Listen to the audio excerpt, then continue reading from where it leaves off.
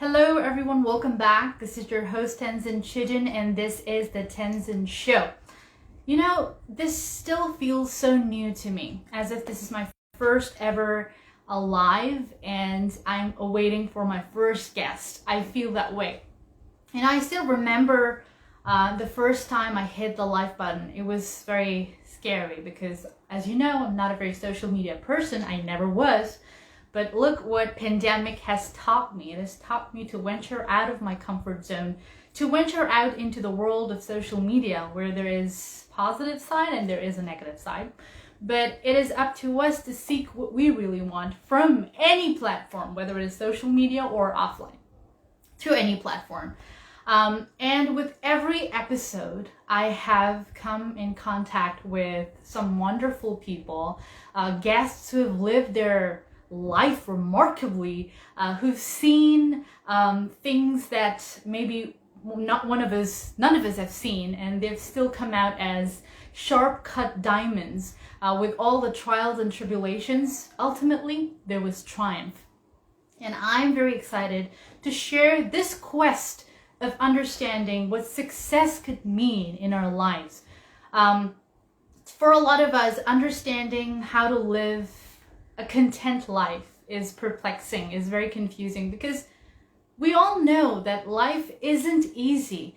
I can talk about success, maybe have these amazing, wonderful people over talking about their success journeys, but you watching this episode, this live right now, only and only you understand what you're going through.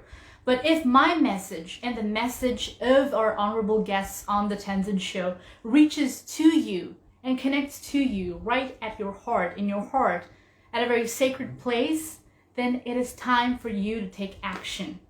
Whatever that is you learn on the Tenzin Show, whether it is knowledge, whether it is wisdom, whether it is inspiration, whatever that is you draw from this show, don't just take it with you. Apply it. Because what is the mere use of just listening to this motivational content or something that is more infotainment without actually applying it, right? Our honorable guest today on the Tenzin Show, Dr. Sitesh Roy, to me is one of the best doctors, and rightfully so. He has been voted the best doctors in the United States of America. We'll be talking about the journey of Dr. Roy, how he discovered his true potential, and how he, of course, is one of the best doctors that I personally know. I'm very excited to welcome Dr. Roy today on the Tenzin Show, and I can already see a request here. Full conversation on the Tenzin Show, this lovely tete-a-tete with Dr. Sitesh Roy. Hello. A very good evening, Dr. Roy. Good evening, Tenzin. It's my pleasure to be on this show with you. How are you doing today? I've been very well, and I'm so delighted to have you on the show because I believe we have so many facets of your life to uncover, and to be speaking with you is my absolute honor today. Thank you. The pleasure is both ways. I think you're doing a fantastic job in waking people up to their true potential. And I think whatever it is that we can contribute to it in our own way, sharing our journey with you, if it inspires even one person, I think it's made its mark and its difference. Absolutely, absolutely. Well, I believe that with shared like-mindedness and the sort of frequency that we share, because I know you're also into healing, you would resonate with this, is that we all have certain frequencies. And I believe if my frequency and your frequency reaches out to more and more people through this very screen, then there's nothing better than that, right? Because through the course of the pandemic, everybody's morale is so down, and we need something to uplift these people. Absolutely, completely agree, and that's been my goal, whether it's an individual that I meet or it's any of the physician programs that I'm doing or any other platform like your wonderful platform that I'm on today. I think that's the key is don't let anything stop you from living life. Absolutely. Absolutely. Because, I mean, you've done a lot in your life. You have your accolades, you've accomplished, I would say, what people dream of, not just in terms of your profession, because a lot of us in this contemporary world, Dr. Roy, we think that just excelling in our professional spectrum is success, right?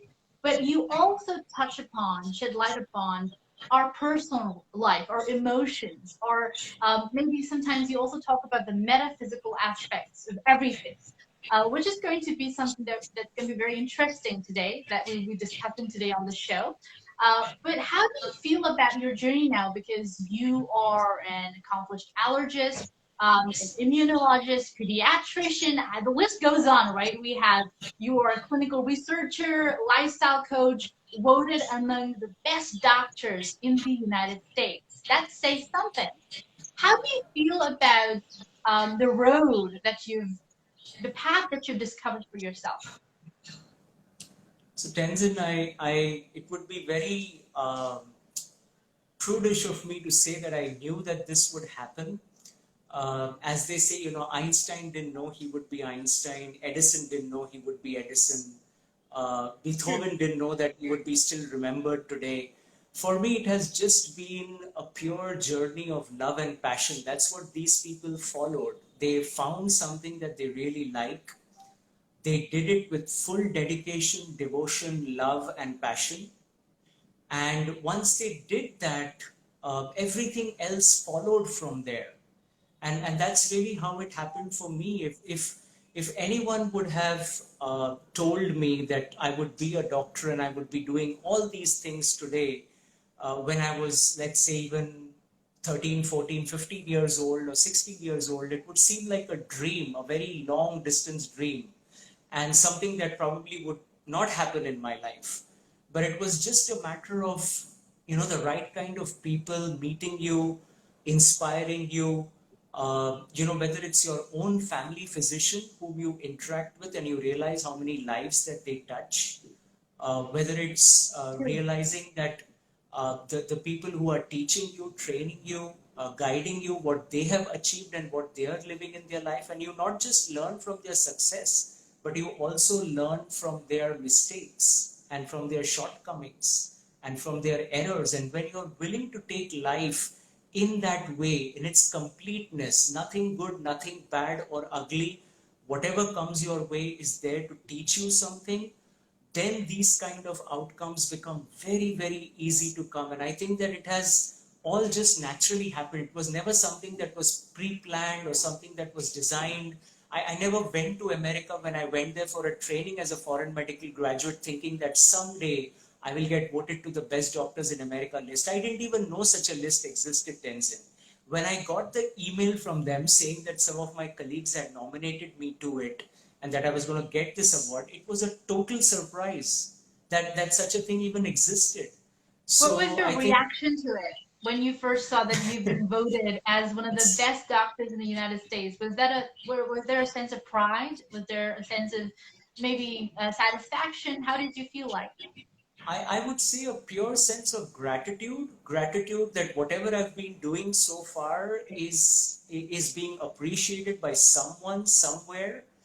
Because many a times we as doctors will serve, but we won't hear anything back from the other side because True. it's a True. common thing when a patient gets well, they don't come back and tell you they got well. If they don't get well, they come back and tell you everything Yes, about it. true. That's so true. So Yeah. sometimes it's nice when you get a letter, a card, a gift, a call. And so this was kind of an epitome that your own colleagues, the people you have trained under, the people you work with, are now voting to say that yes, we believe that Dr. Roy is doing a good job and we would want him to be on this list and see him amongst those top 4 or 5% doctors in America who are on this list, was a sense of gratitude, yes, satisfaction, humility, because I know many more deserve to be there and maybe they just didn't get nominated. Okay. So, a realization that this is just one more thing that comes as a gift from the universe for whatever you're doing, as I said, with love, passion, dedication, and devotion. True. Absolutely. Absolutely, Dr. Roy. Couldn't agree more on that one. Um, and what is so interesting about your way of just looking at life and the way you are in your profession, you're just not a prototype doctor that we know of, right? I think we know this. You believe personally that um, as a doctor, your role is not limited to prescription only. It's just above and way beyond that. Where did that belief come from? Why did you believe that it was important for you to sort of start something new, breaking these myths and tradition about how a doctor should be? So I think the journey began, I would say, from my second year of medical school, because from the time that I started going, the first year of medical school, you're mostly in labs, you're in anatomy dissection halls, you're doing physiology experiments, you're not dealing with human beings in the first 1.5 years of medical training. When I Correct. started going on the wards and started seeing patients and working with physicians who were in the field for 40, 45, 50 years, who were really well respected, valued, loved, admired by us young people who were just getting into the profession, and seeing them deal with people made me realize that the approach of modern medicine is very much flesh and bones. It's like the Mm-hmm. person is a set of lab investigations, the person is a set of x-rays, MRIs, CT scans, PET scans, now And genetic tests. diagnosis and diagnosis. That's Exactly, all. exactly.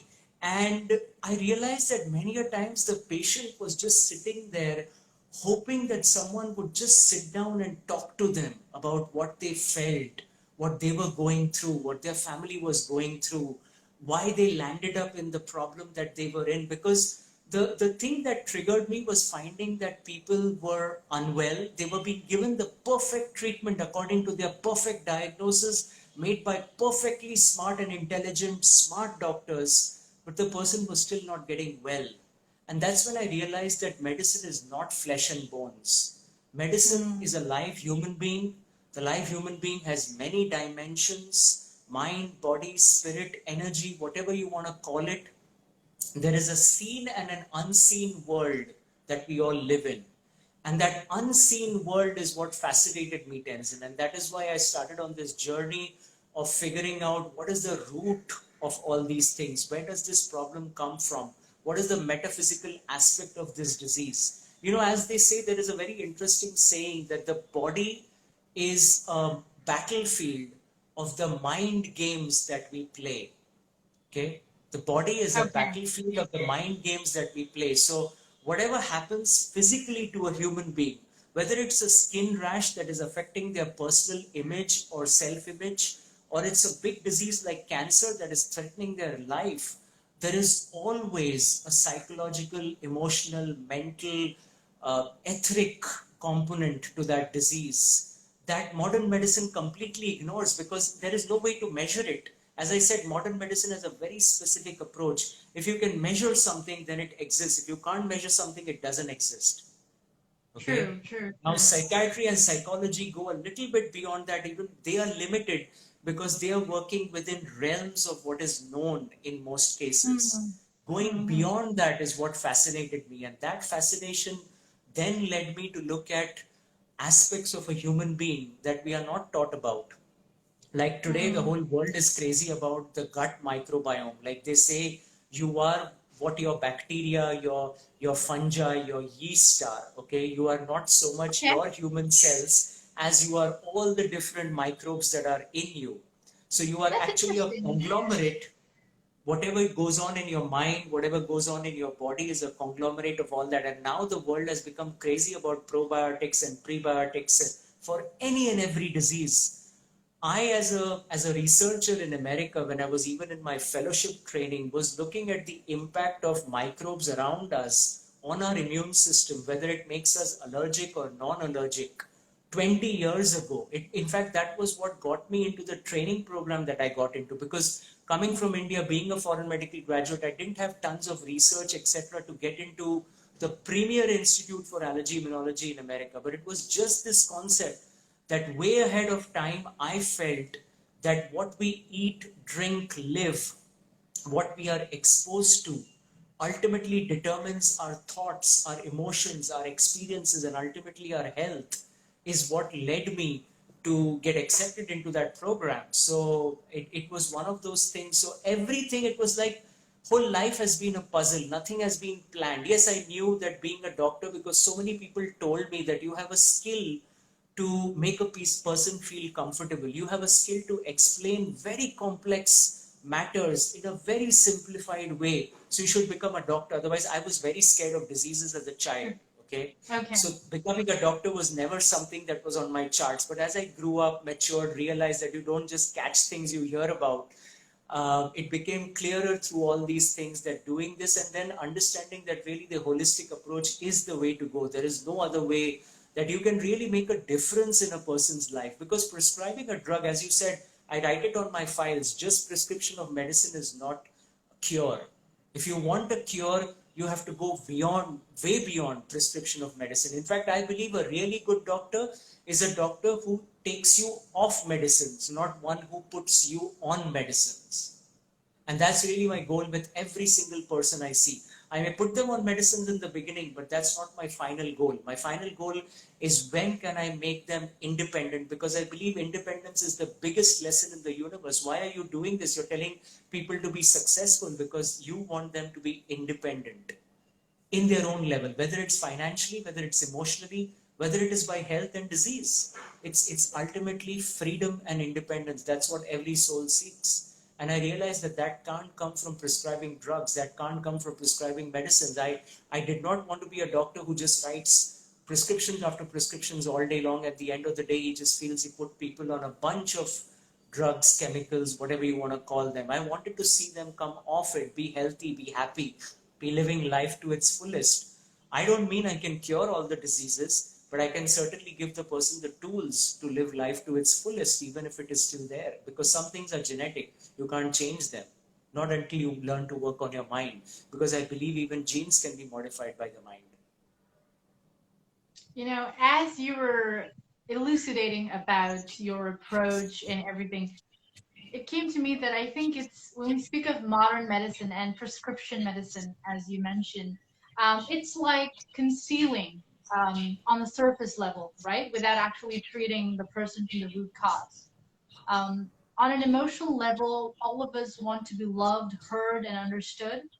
And oftentimes, even the most gravest of diseases, sometimes, of course, it's genetics, you can't do much, but um, to a larger extent, to a huge magnitude, it is our own emotions. The thought, the power of thought, as you mentioned, is very, very true. Because the kind of emotional state that we're in right now, it also affects the nutrition intake of the food. If you're not happy and you're having a meal, maybe your nutrients will not be absorbed the way it could have been absorbed by your body. Is that true, Dr. Roy? It's very true. In fact, I am sure other doctors too have seen patients. Vitamin D deficiency has become so common. Vitamin B12, especially in vegetarian diets. I see people on non-vegetarian diets who have B12 deficiency. Why? Because they are not absorbing the nutrients. And these are very basic examples. There's 50 other micronutrients that we have to think about. And in this, there are two concepts. The first one is you're taking it in, but your ability to digest, absorb, and assimilate it is not that great. And second, you're taking it, but your mind is not ready. Your body is not ready to utilize it in the right way. And if you can't utilize what you've taken in, it gets excreted or it just gets stored. And so in that process, you're absolutely right. There are a lot of people who, I would say that 90% of people have digestive issues today in the world. 90% of people, and I don't think I'll be wrong. If I sit long enough and ask them a series of questions, one or two problems Everybody is has going to it. come up. Yeah. Exactly. And so in that, you bring up a very important point, because as they say, you are what you eat. Okay, this was one of the things that in my journey to becoming a doctor led me to it, because since childhood I would see the connection of eating right and being healthy and not eating right and being unhealthy. So you spoke about nutrients and absorption. I would even say that if you're unhappy, you're sad, you're upset, you're angry, you're more likely to choose foods that will calm your emotions but inflame your body. For example, ice creams, junk food, Chocolates, right? sodas, chocolates. Okay. Now there will be a whole lobby that will say, but chocolates are good, but there's a limit to everything. There is a Mm-hmm. control. If you end up having an entire bar, whereas you have one piece, your body takes a difference in that. There's a huge Certainly. difference between both. So it's certainly about the choice of foods that's influenced by the mind, and then the choice of food that you've just taken will influence what your mind does. So the next choice of food, so it's a vicious circle. If you get trapped into it, you're eating wrong, you're thinking, doing, living wrong, you're going to eat more wrong. And it becomes a cycle till someone comes into it and explains to you. So it's not good enough for someone to tell you don't eat this and don't eat that, because you'll follow that for a little while and then you'll give it up And then after it's some time. back to square one, right? Square one. So you have to become a Right. master of your own health, a master of your own diet. And the best part, okay, is that diet for one person may be poison for another. That's the beauty of nature and the way God has made each one of us. So there may be someone who Right. can have a lot of fatty foods and get away with it, and there'll be someone who can't have too much of fatty food and would pay the price for it. Same with Mm-hmm. sugars, carbs, and what ends up happening is there is generalization. There's generalization that this And is the best way. fads, and fads, a lot of Exactly, fads. exactly, Yeah. exactly. So I think that there is where people go wrong, and that is where guidance is required. That is where you need a doctor in your life who understands, who has a team that works with him, who can really go into your individualized, customized body, mind, and spirit and design something for you that just creates the platform for you to then become healthy. Health does not come from medicines. Health comes from good choices. Choices in thinking, Correct. choices in living, choices in eating, choices in drinking, choices in the type of people you hang out with, choices in everything is ultimately what will bring you to health. And that realization can bring you nowhere else but to holistic medicine. Means once you realize that, people say, Doctor, you're a hardcore allopathic doctor, you've got all these degrees, you take care of children and adults. They ask me, what do you do? I say, I do womb to tomb care. So mothers come to me before they have a baby, saying that how can we Okay. prevent allergies in our child? How can we make our child's immune Mm-hmm. system better? What can we do during pregnancy? Now, ancient India had fantastic things like called Garbh Sanskar, where the woman and the husband's body is prepared even before the child is born. And then once the woman Okay. has conceived, the body is further prepared. So in ancient India, there are fascinating things like this which work on diet, lifestyle, prayer, meditation, variety of different things by which you can even bring a healthier body and a healthier soul into this world. That's how fascinating and the depth of ancient Indian thinking. So I do womb to tomb medicine is what I tell them. So right from before you're born till you're in your last stages and you want to have a peaceful exit from life, there is a role for me somewhere there for the people who get in touch with me. It's not like I can do this for any and everyone, but the people who get to us. And so Mm. that's really where that is. Yes, because speaking of ancient India, I think Shushruta and Charaka were one of the most ancient physicians of the time, right, in the world? Absolutely, absolutely. Yeah. So there is a 2000 lot years of. ago, 2,500 years ago, that's a long time. And I would say that science actually is even older than that, medical science in India. Those were the first documented people we know about. There's a lot Imagine the of ones that document. we don't know about. Yeah, exactly, exactly. Means, there were people who knew which herb will do what in whose body and when Ooh, and that is where very that interesting. herb should be acquired from.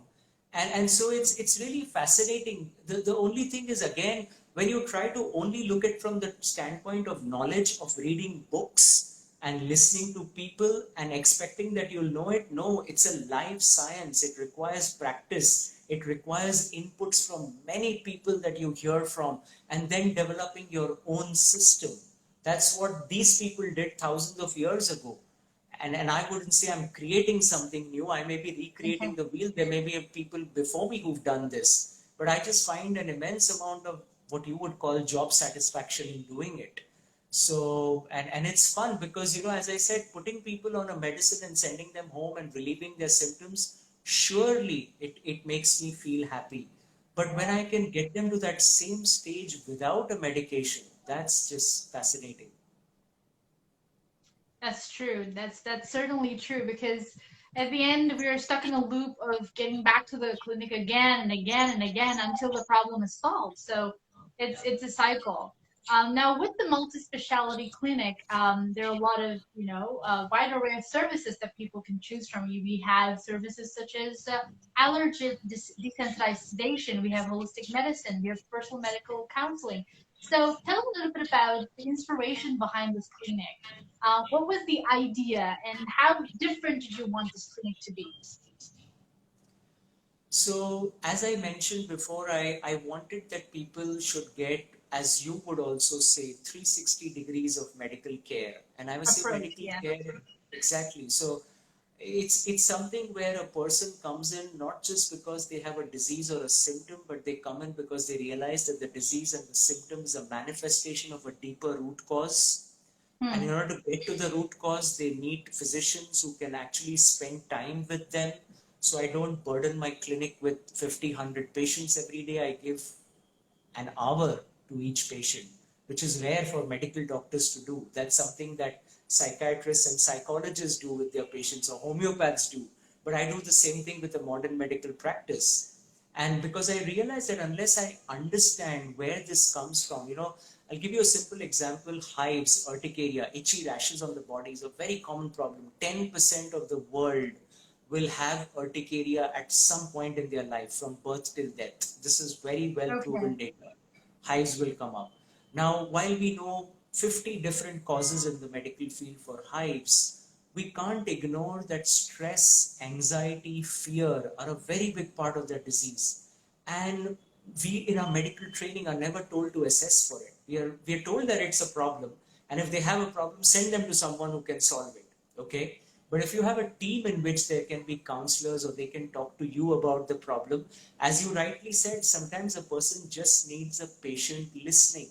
If someone listens to what they're going through, it's sort of a release. And when that release Hmm. happens, the healing begins. And I think that that's really where this whole thing of getting people individualized, customized, unique care, not just run of the mill prescription, is where this multi-speciality clinic, we have gastroenterologists, we have psychologists, we have special diet counseling, we have many different aspects that we touch upon for the person so that they can understand all the different triggers that have fed into the disease so that then the disease can be taken care of from its root and not from the symptom, which I call the fruit. So it's working on that that really makes a difference. And in that, as I said, it's an approach where you take allergen desensitization, the first published official paper in modern medicine for allergen immunotherapy, where someone has had allergies. I've had patients 50 years of sneezing every morning when they wake up. 50 years. Yes, Okay.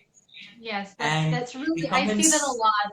Yeah, I see yeah, that and I also. we, My mother, she also had a certain allergy, dust allergy, and if there's exactly. dust, she is doing that for continuously for 15-20 minutes, and I feel so bad looking at her now. I think it's much better, but it was something that I cannot imagine. Your eyes start to It's water, and what because of really. continuous sneezing, you have it pulls the nerves and everything, so it's just very difficult. And you're absolutely right. The person after having that kind of a symptom, they are fatigued for the day, they are tired for the day, they can't Feel focus on sleepy, what they are yeah. doing, they feel sleepy. And in allergen desensitization, we take what they're allergic to after very careful testing on the skin, and we give them those substances so that they get desensitized. Now, modern medicine wants to believe that allergen immunotherapy began with the first publication in 1911. But again, I'll go back to ancient India.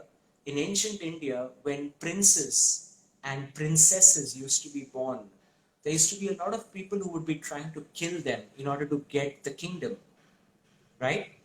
Yes. So the guru or the guide for the family knew this and would start desensitizing them to snake venoms, to different types of poisons by giving them small quantities, gradually increasing of the poison and treating the symptoms that they developed.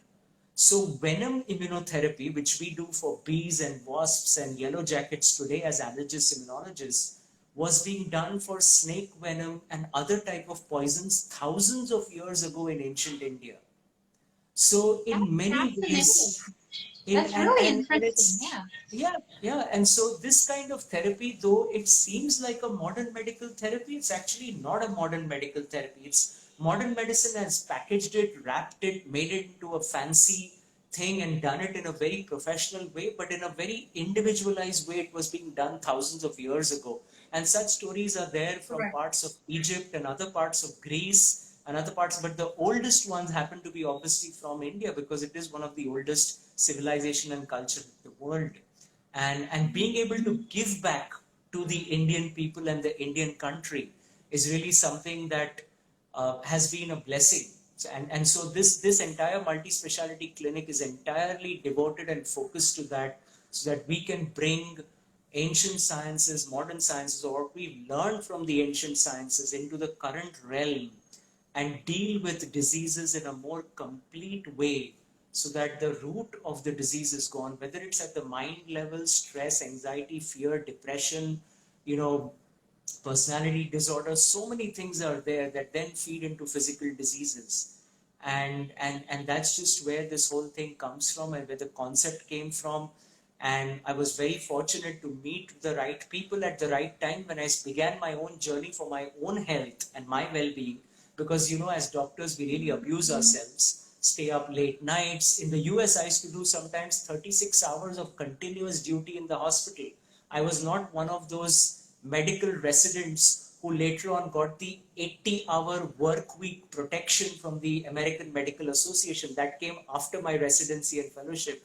But during our residency and fellowship, we could still be on one full day on call, and till we sign out and give the call to the next person, it could be next evening as you're managing those patients.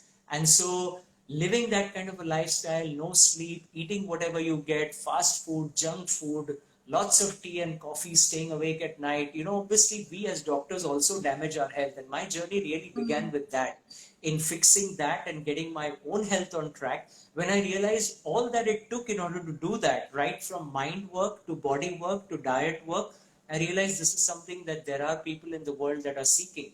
There may be 5 or 10% of the people who are seeking this. Not everyone could possibly do everything that we want them to, but it's still worthwhile. If even, as I said, one person benefits from what we are doing, then the multi-speciality clinic is a success. Absolutely. Absolutely, Dr. Roy. So, how do we strike that balance? Because we live in a fast paced world, a world that is rapidly changing, especially with the virus, with everything that's happening around us. There is a lot of stress in our lives, and there has always been stress. Of course, a lot of people say it's because of the pandemic, but even before that, there was depression, right? So, depression, anxiety, stress has always been there, but how do you find balance amidst all the chaos? And how did you find balance? I think that's the first thing I want to ask. And then how would we find balance? That's something that's very important. So I think, Tenzin, at the end of the day, there is no magic bullet or there's no single answer. I'm sure you realize that, and you've worked with His Holiness the Dalai Lama and several other very evolved human beings, energies, and realize that it's a combination of many factors. So for myself, okay, first. I have a customized diet, a diet that matches with my body type, my needs, my requirements, and I do as well as I can to stick to it. I can't always stick to it, but if I make mistakes, that's where the therapies or the treatments come in that can help me get rid of those toxins from my body.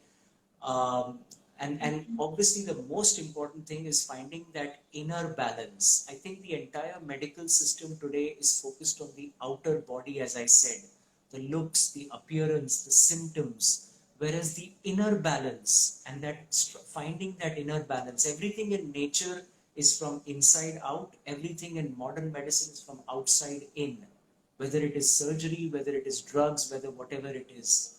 And so, in that approach from inside out, it becomes so important to figure out types of meditation, types of centering, types of grounding yourself, so that if you are in the right frame of mind, only then can you do something for someone else. And in our profession, it's so important, because we doctors are taught everything about the disease and everything about the treatment, but not about how to take care of ourselves. Okay, we are not taught that at all. Which is And so the most you, important, which is the most exactly, imperative thing of all, because I mean, you lose your sanity after some time, after working so much, after working for others so much. It's just I'm just very curious to know, how did you strike the balance? Because this is something that we see every single day. We know what is the life of a doctor. So yeah, how did you so, do it? so the Yeah, so the thing that I'll tell you, Tenzin, and this applies to everyone, not just to me, we live in a world of excesses. Okay? We clearly live in a world of excesses. If you watch one episode of the web series, you want to watch all of it in one go. And so you'll be Yes, I awake, do. and then you'll be awake till 4 a.m. in the morning, forgetting that your best sleep occurs between midnight and 4 a.m. And before you know it, all your healing for that day is gone. Okay? It's gone. Yeah. So whether it is love, whether it is power, whether it is fame, whether it is recognition, whether it is materialistic gains, in everything there is an excess going on, and you're constantly fed that that excess is the way to be. So the first thing that a person has to realize, that there is a lot of this excess that is not necessary. A person can be very happy with basics. A person can be very happy with simple things. Okay? You don't need a fancy 5 lakh rupee bed to get good sleep at night. You could get that good sleep if you've done good karma, you've eaten right, you've given back to Mother Earth, nature, your country, just as you've taken from it. You'll get just as good sleep on a hard, flat surface than you would get on a fancy bed, where people may lay down but never get sleep. So I think that that's where the balance comes in, finding the basics, finding what is your real need, not the need that has been programmed into your mind, but the need that really. So when you find those basics and you come to those core values and those core needs of how much, so you could eat an entire pizza or you could eat one slice. Okay, and it depends on your mindset and what you're doing and how you're doing it. You may gain the same satisfaction from doing both. And so, in this whole journey, it has been so important for me to recognize that when you are in that frame, so through meditation, through healing techniques, processes where you can get that state of grounding, of peace, of calmness, your excesses in life of what you wish to do, experience, live. You may have seen 1/50th of the world and you may feel that you've not done enough, and you may have seen the whole world and you may feel you've not done enough, because now still space and Jupiter and Mars and So the much is other there too. solar systems are still there to see, right? So there is no limit or end, and I think that that has been the biggest thing that has helped me recognize. So whatever I've been able to do, I've been doing that with this as a grounding, that at the end of the day, if I'm not getting my 6 to 8 hours of sleep, if I'm not getting my food the way it needs to be, if I'm not taking care of myself, I can do nothing for others. And that has been the biggest secret for me. Obviously, there's a lot of blessings from a lot of people that has led me to that, but that balance, and for that balance, you can't do that by reading a book, I can tell you. I couldn't strike that balance by reading a book on spirituality or a book on meditation or something on Google or on the internet. I had to seek live human beings, and those live human beings who have actually practiced those things in their life. And I've always been a very astute observer. I've never taken anything for face value. If someone says that this person is highly successful, I don't believe that. If I sit with that person and I talk to that person for half an hour, some of those what would be called very successful people are actually very unhappy. Okay, Very because they open. unhappy within. The core of them is not happy. Exactly. The world thinks they're very successful, but they're actually very unhappy. So for me, it matters to be with a person who is not just on the face of it successful or happy, but someone who's actually living health, who is living life, who is living success, who knows how to balance all of this. And God was very kind because I was on that journey to send those kind of people to me, and it has been a live learning process. There are many guides, many teachers, many gurus, starting with our parents who are our biggest teachers to begin with, who come into your life, and they really give you that kind of an insight over time. And that has been really the key, is being on a path that is practiced, not a path that is preached, not a path that is just read, not a path that you're just told about in a discourse and you like it and you like the way it feels, but you have no way to apply it in your life. That application is what for me is the most critical thing, and for that live human beings are required. And that's why there are a lot of different programs that I do with people, not just in the medical profession. I talk to thousands of doctors just in lockdown. Just one group of dentists, there were 94,000 dentists, out of which at least 40,000 heard me. And the best part was, many of them were not practicing their dentistry because of the fear of COVID, and half of them opened their practices within a month. Because I told them, you can't live in fear. You have to work on your immune system. The vaccine is not the final answer. The final answer is your diet, your lifestyle, your mind, and ultimately your exercise and everything else. God has given all the powers to us. Why have kids not been suffering? Because kids' immune systems are so flexible. They see a new virus. When a baby is born, they have no immunity against any of the viruses around them. They get all of them cyclically and eventually become immune to all of them. And that's what they're doing to COVID. That's why kids are not dying from COVID. Very few, if so. Yeah. And so it's that kind so of a, yeah, it's you were saying something, Dr. Roy. Please go ahead. so I said, it's that kind of small realizations that ultimately take you to that place where you realize balance is something that comes from within.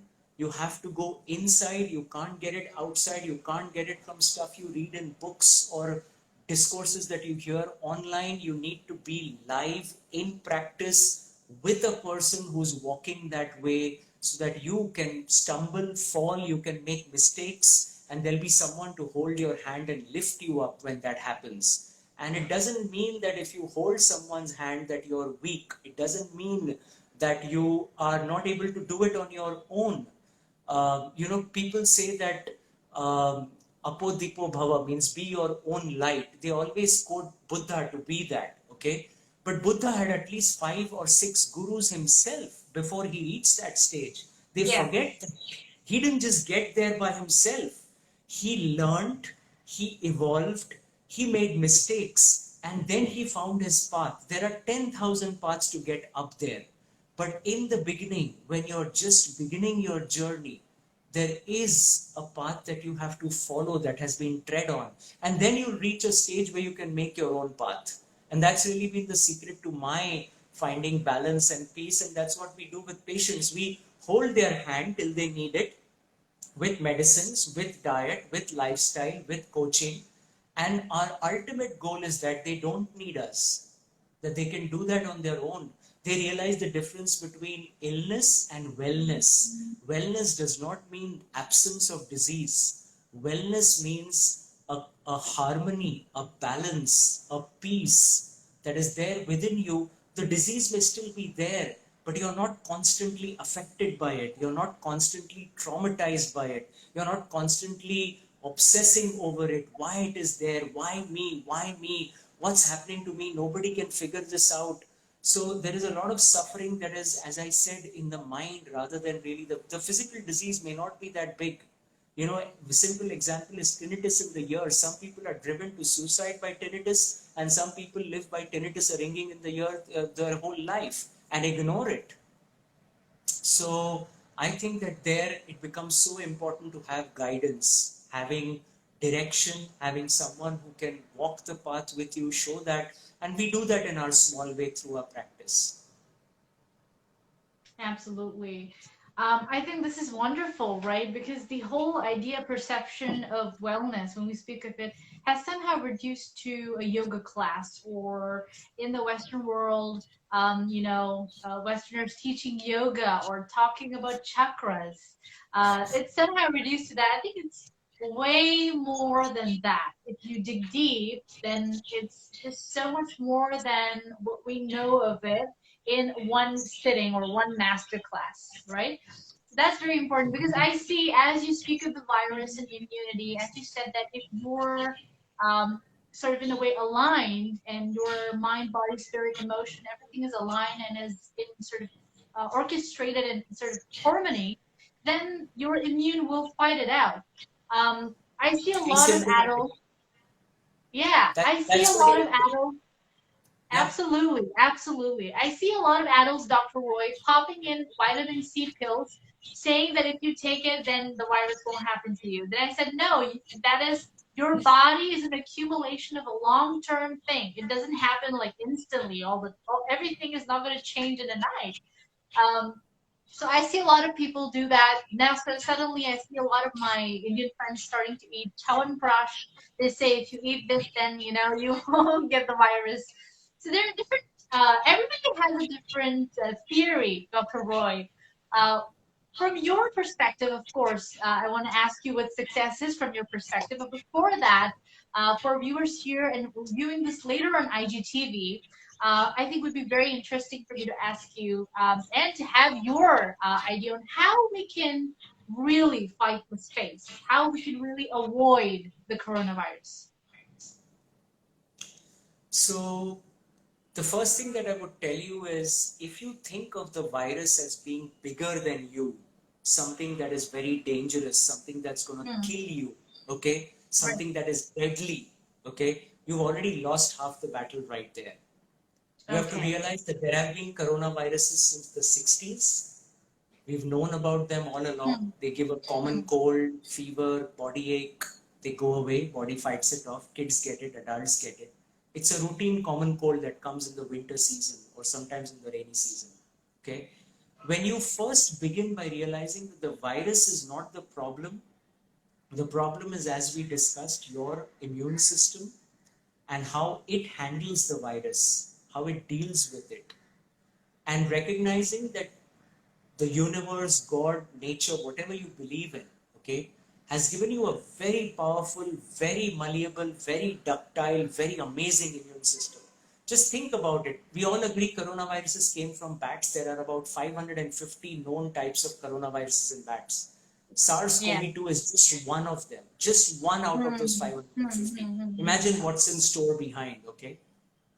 What? So Hmm. you have to realize that bats never die from this virus because God has given them an immune system that produces so much something called interferon alpha that the moment the virus comes in, the body is already primed to fight it off.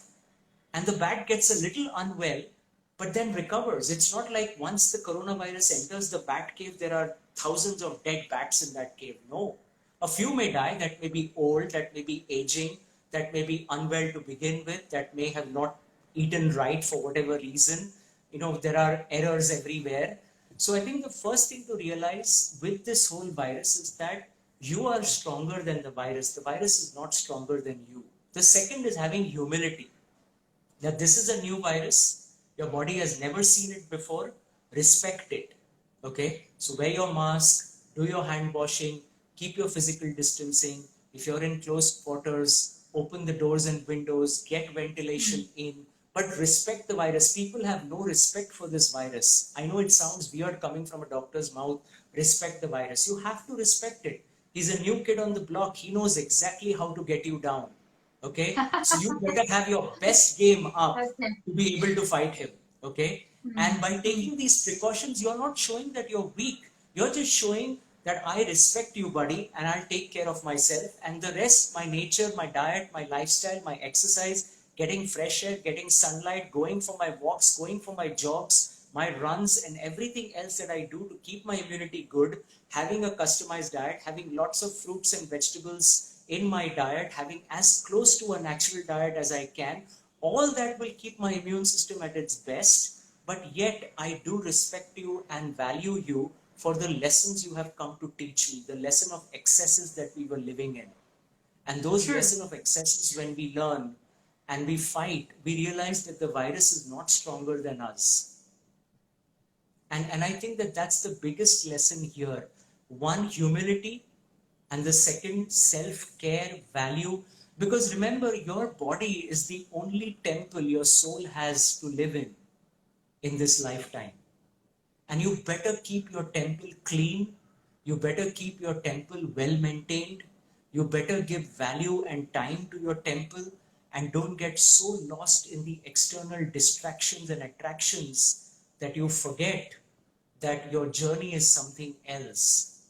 And I think that when a person knows that and realizes that, then the coronavirus is like the swine flu that came out in 2010-11 and got several people down. But we had vaccines for influenza, so we were able to create something fast. Now we do have a vaccine for COVID-19, but we realized that the virus is mutating. The virus is saying, I ain't going anywhere.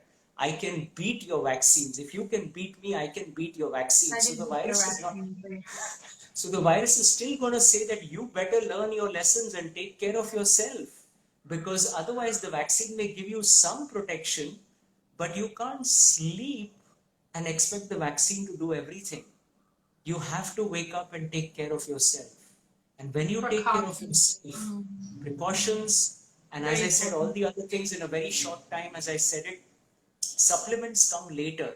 Vitamins, minerals, micronutrients, all that. If you have a balanced, varied diet that has a good balance in it, you're going to get that naturally. Now, if the sources don't have it, because our sources are getting depleted in nature, the way things are grown, then you will need supplements. But what supplements to take? You need a doctor or a professional to guide you. Can't. I have people who are now coming in because they've taken too much zinc.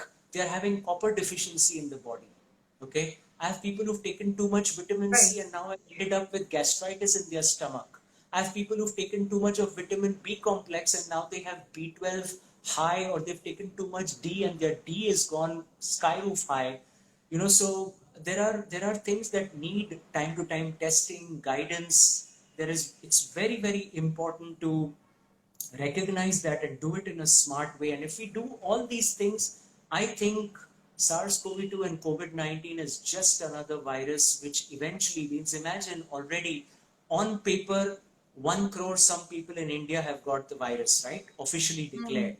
But a percentage of the level of immunity that we found in our latest survey is 21% of the population. Okay? That's not a small number for a country of 130 crore plus. 21% people representative of the general population are already immune to SARS-CoV-2.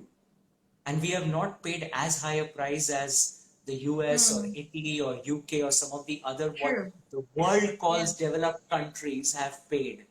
Why? Because I believe our immune system is so primed. We are so used to seeing so many different things, and our diet is varied. Our cultural practices are so good. We've been doing hand washing and keeping our footwear outside the house and all these things for a longer time. We've been having our turmeric and not bothering to take curcumin capsules. We've had all our spices in the world. In the Indian household for the longest of time, right? I've heard from people here, you have the haldi doodh, right? And in the US, you sell it as turmeric latte, and it's just so funny. It's just really funny. What people have been drinking from ages here is a new thing elsewhere.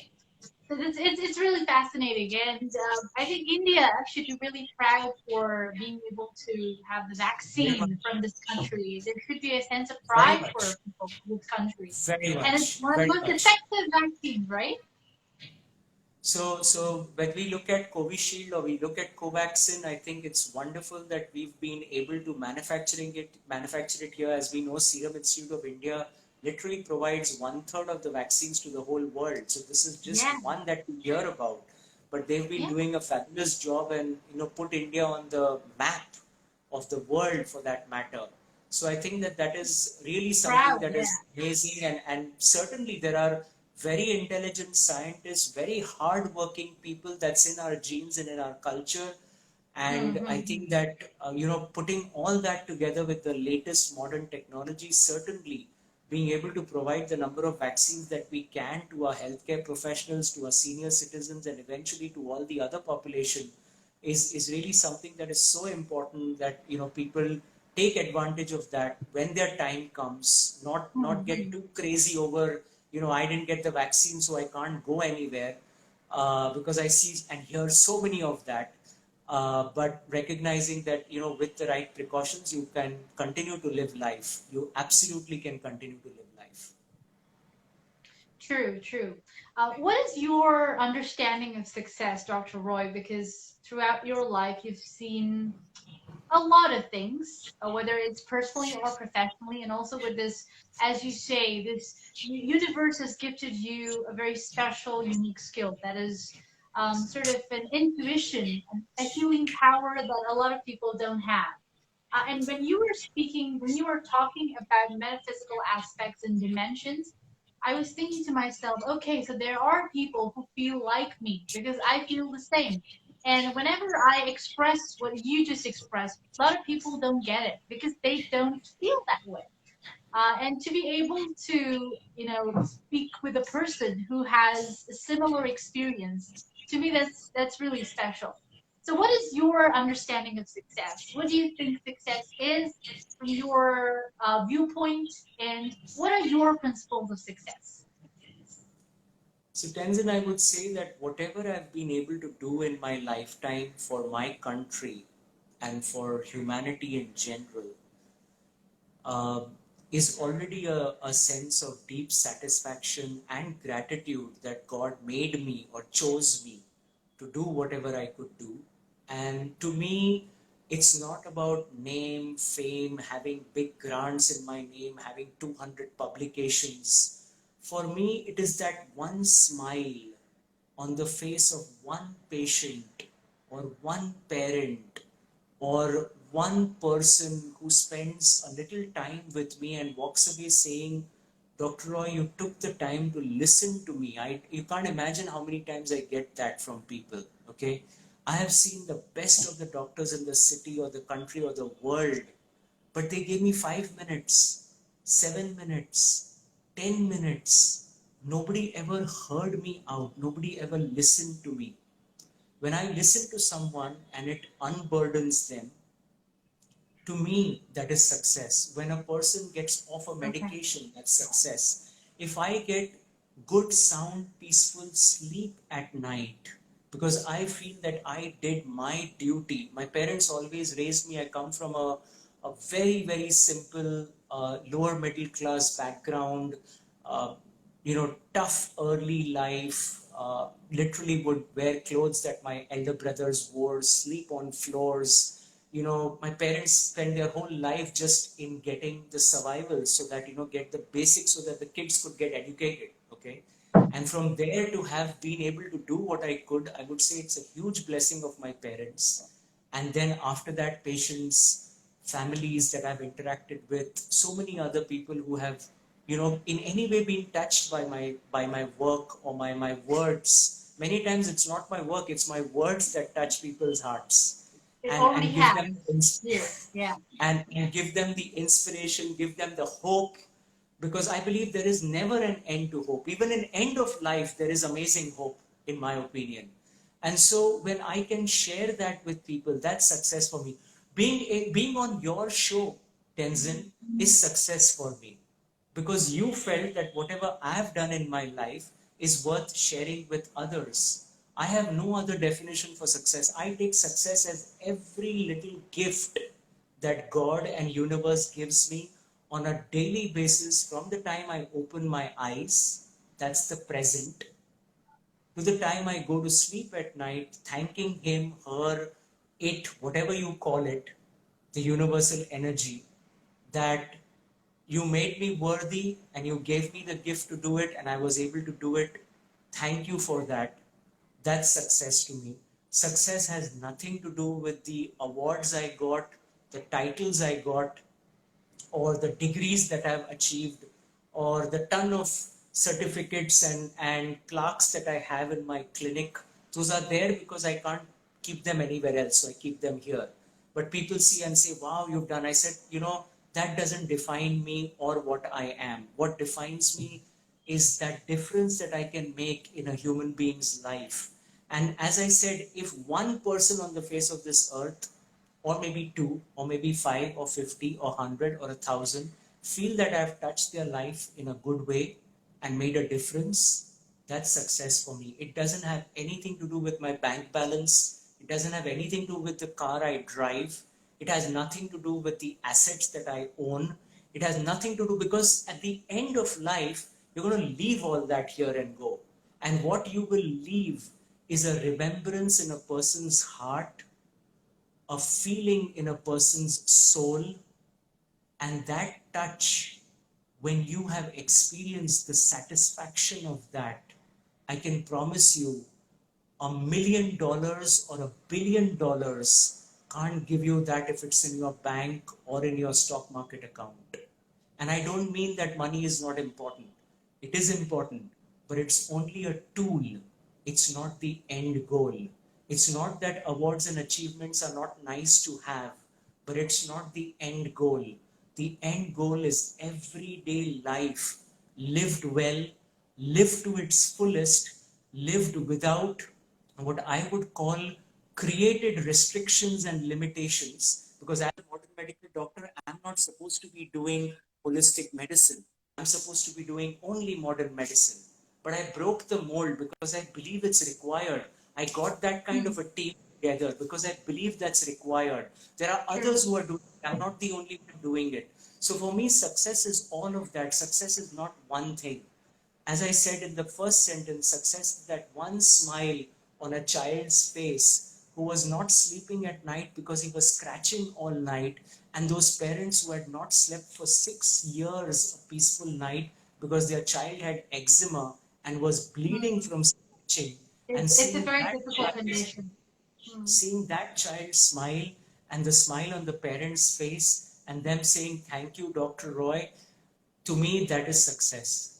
And it doesn't have to be to that extent every time. Even if I can alleviate a little bit of suffering and do something for my country, do my duty, as my parents said, more than you take from what the country has given you, give back to the country and its people. And that's something that I never forget from my parents. They lived a life of seva, of service to us, so that we could do something bigger and better that they couldn't do because they were just living in survival, so that we could achieve this today. So in some ways, being able to do this, seeing my mother before she passed away very recently in an amazing way in a temple at the age of 90.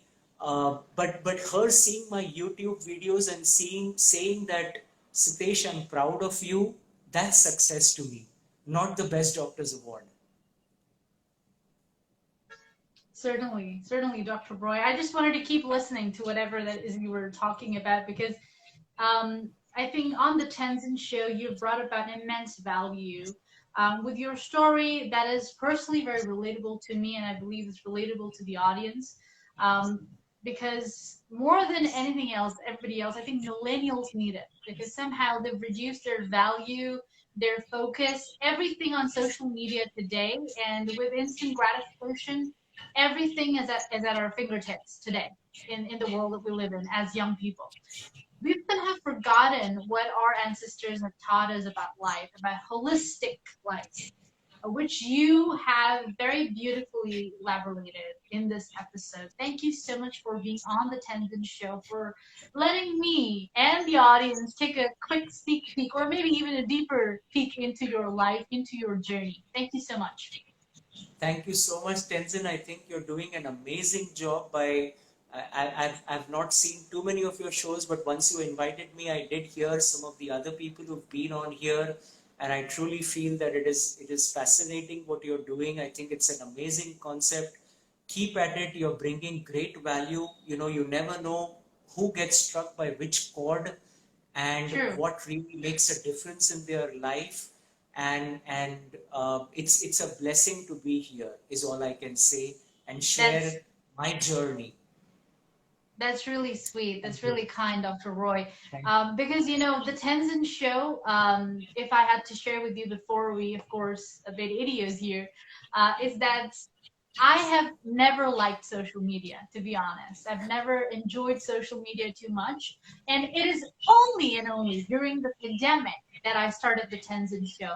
I had no idea that I, a person who never enjoyed social media, will be out there in social media doing this. Because this is not my profession, right? I am a writer, I am a translator, I'm a public speaker, an entrepreneur. What am I doing in social media? So this journey has been special because of guests like you, because you bring in so much value that I never feel less motivated, or my fuel is never depleted, you know, because I always know that with people like you, this show is going to be very, very, very good. So thank you so much for being on the Thank Tenzin you. Show, and I Thank you. hope that we meet in person sometime soon, Dr. Roy.